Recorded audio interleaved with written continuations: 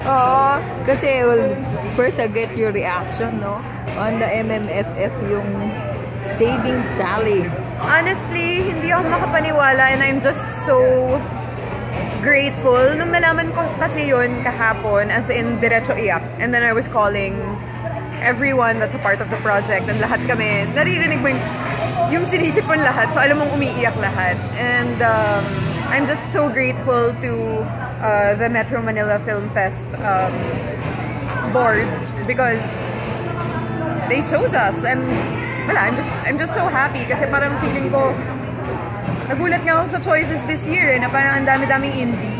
So, wala, syempre, masaya. Mukhang isa sa magiging blockbuster ito kasi alam mo na, mayayaman ng mga teenager at mga bata sa Pasko. Well, I hope so kasi itong project na to, matagal namin siyang pinaghirapan at saka matagal din, parang sobrang tagal ng post-production niya. So, I just feel like, it will really mean a lot to us if may nakapag-connect.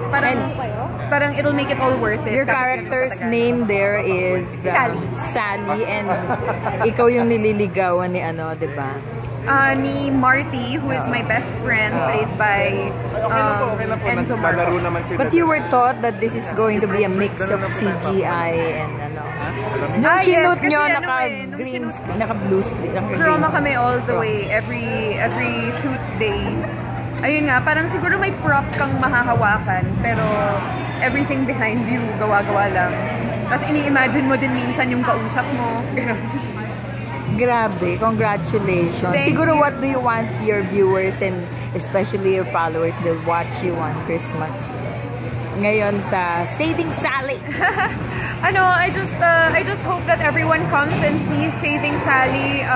Alam ko kasi medyo nasanay yata yung tao na makita ako sa mga drama, okay, heavy drama.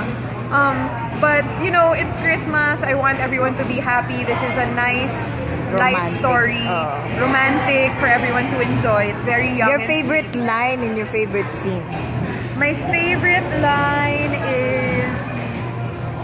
parang she always, like when she says goodbye to her best friend, she always makes like a sorcerer voice. Parang so, I'll see you tomorrow. Parang so, she's a weird girl. I don't know what's wrong with her. Thank you, Ria.